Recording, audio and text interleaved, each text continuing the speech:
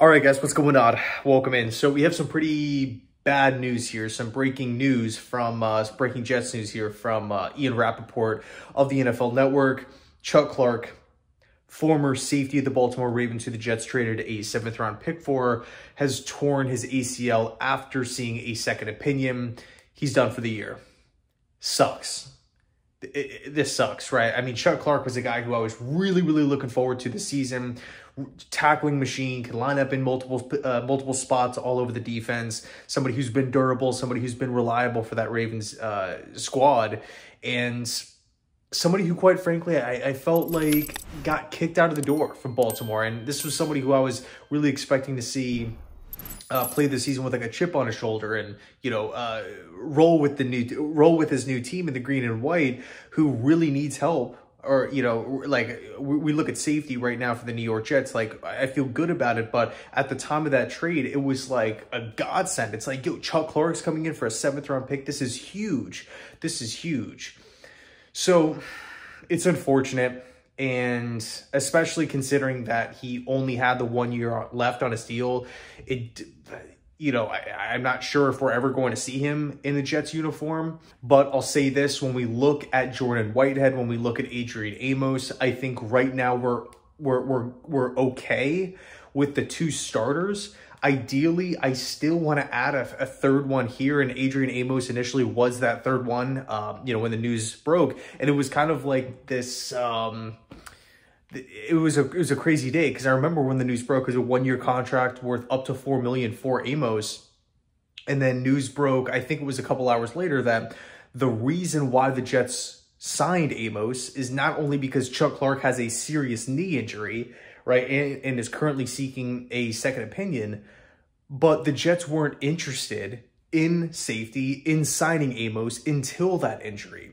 So, you know, there's a silver line, there's a positive and there's a negative. The positive, because the Jets weren't interested in safety just a couple days prior, and they quickly pivoted and signed Amos literally within a day. And by the way, Amos actually had a second visit scheduled with the Ravens to sign a contract. He ended up signing the deal with the Jets because of playing time.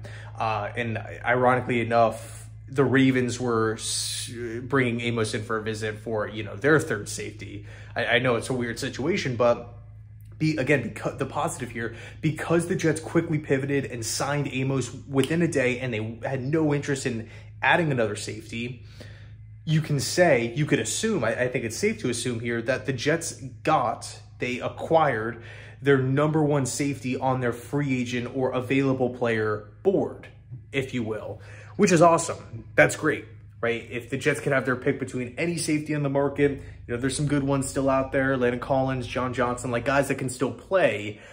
They went out and they signed Amos, their #1 guy, and they got it done within a day.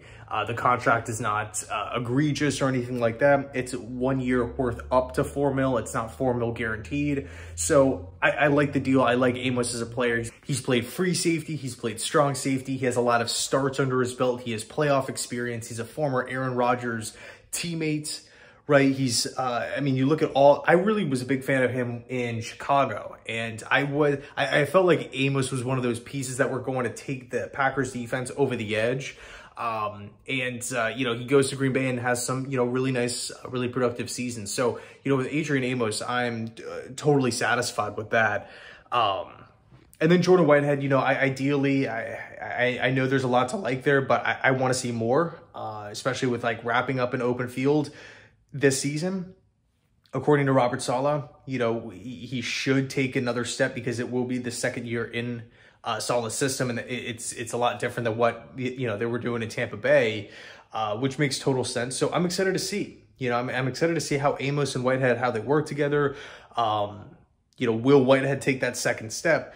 But again, for me, I do feel like the Jets really lack that center fielding free safety, the guy that can flock sideline to sidelines. When we think about all the wide receiving talent that the Jets have to play against this season, you know, like Tyreek Hill twice, Jalen Waddle twice, Stephon Diggs, You know, CD Lamb. We got to play the Chiefs and the Eagles and the Broncos, the Raiders with Devontae Adams. I mean, we can look at New England too. They brought in Juju Smith-Schuster. DeAndre Hopkins is seriously considering New England. Like, the Jets have to play a lot of really good teams, a lot of really good quarterbacks, a lot of really good wide receivers, and a lot of really good offenses. So I want to make sure here that if there's vacancies on the roster, if there's team needs, we have those holes in the ship patched by the time the season gets here. The last place I want to be is sorry in the season. I would rather play it safe, maybe spend a little extra money right now, get the guys you want in the building, as opposed to being 4, 5, 6 weeks into the season saying, man, this area of the defense is getting exploited. This is the one reason why